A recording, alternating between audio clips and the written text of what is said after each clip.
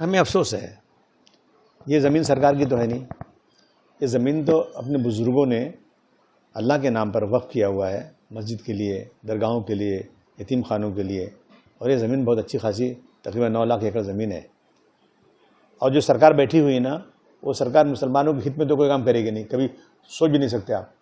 इन लोगों ने CA NRC लाया, मुसलमानों का सर्टिफिकेट चेक करेंगे, कहीं भी नाम में स्पेलिंग गलती हुई तो उसको मानेंगे नहीं, उनको जो है निकाल देंगे यहाँ से। ये इनकी प्लानिंग थी। उसके बाद इन लोगों ने जो है पर्सनल लॉ, जो हमारा शरीयत में, जो हमें कुरान शरीफ में बताया गया है, उस पर जायदाद का बंटवारा, इनसे चीज़ें उसके अंदर अमेंडमेंट करना चाहते हैं। इन्होंने हज की सब्सिडी बंद कर दिया।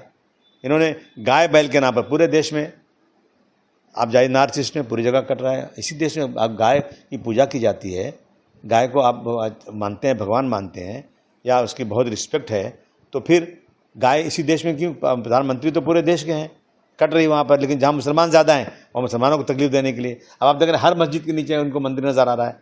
हर सड़क पर नमाज नहीं पढ़ सकते, सड़क पर हर काम हो सकता है।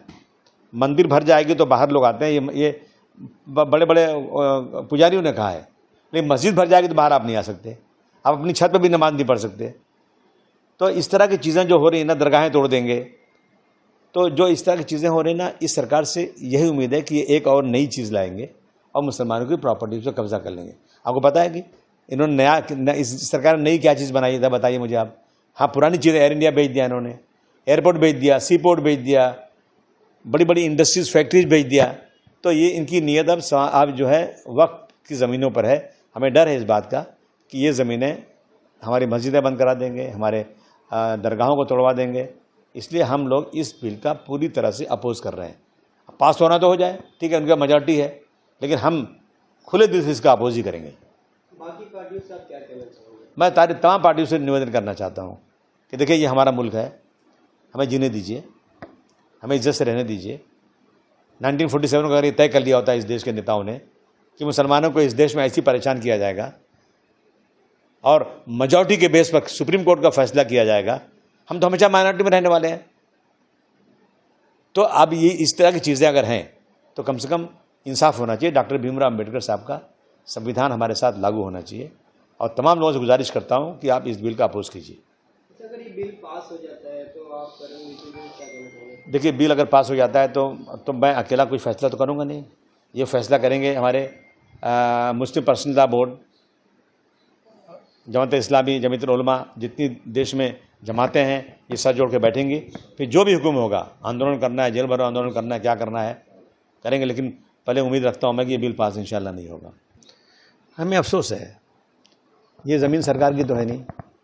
ये ज़मीन तो अपने बुज़ुर्गों ने अल्लाह के नाम पर वक्फ़ किया हुआ है, मस्जिद के लिए, दरगाहों के लिए, यतीम खानों के लिए। और ये ज़मीन बहुत अच्छी खासी तकरीबन 9 लाख एकड़ ज़मीन है। और जो सरकार बैठी हुई है ना, वो सरकार मुसलमानों के हित में तो कोई काम करेगी नहीं, कभी सोच भी नहीं सकते आप। इन लोगों ने CA NRC लाया, मुसलमानों का सर्टिफिकेट चेक करेंगे, कहीं भी नाम में स्पेलिंग गलती हुई तो उसको मानेंगे नहीं, उनको जो है निकाल देंगे यहाँ से। ये इनकी प्लानिंग थी। उसके बाद इन लोगों ने जो है पर्सनल लॉ, जो हमारा शरीयत में, जो हमें कुरान शरीफ में बताया गया है, उस पर जायदाद का बंटवारा, इनसे चीज़ें उसके अंदर अमेंडमेंट करना चाहते हैं। इन्होंने हज की सब्सिडी बंद कर दिया। इन्होंने गाय बैल के नाम पर पूरे देश में, आप जाइए नॉर्थ ईस्ट में पूरी जगह कट रहा है। इसी देश में आप गाय की पूजा की जाती है, गाय को आप मानते हैं, भगवान मानते हैं, या उसकी बहुत रिस्पेक्ट है, तो फिर गाय इसी देश में क्यों? प्रधानमंत्री तो पूरे देश के हैं, कट रही वहाँ पर, लेकिन जहाँ मुसलमान ज़्यादा हैं और मुसलमानों को तकलीफ देने के लिए। अब आप देख रहे हैं हर मस्जिद के नीचे उनको मंदिर नज़र आ रहा है।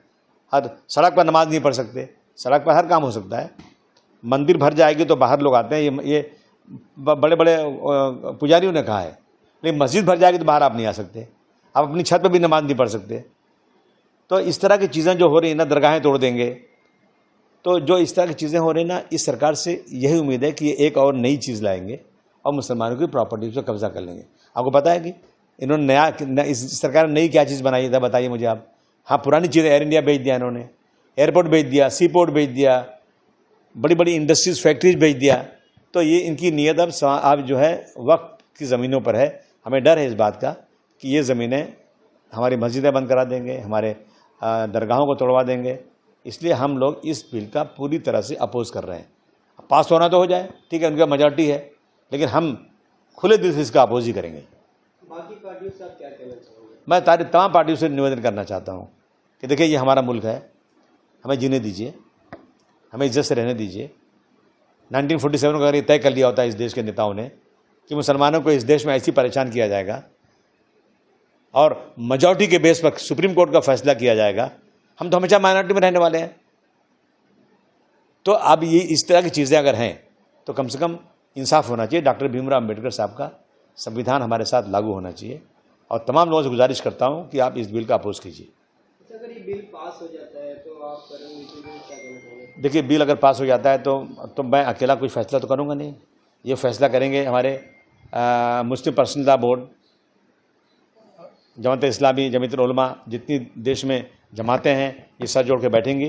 फिर जो भी हुक्म होगा, आंदोलन करना है, जेल भरो आंदोलन करना है, क्या करना है करेंगे, लेकिन पहले उम्मीद रखता हूँ मैं कि ये बिल पास इंशाल्लाह नहीं होगा। अगर आप ये वीडियो YouTube पर देख रहे हैं तो हमारे चैनल को सब्सक्राइब कर बेल आइकन दबाएं और Facebook पर देख रहे हैं तो हमारे पेज को लाइक करें। 8 मिलियन प्लस सब्सक्राइबर, आपके इस भरोसे के लिए बहुत धन्यवाद।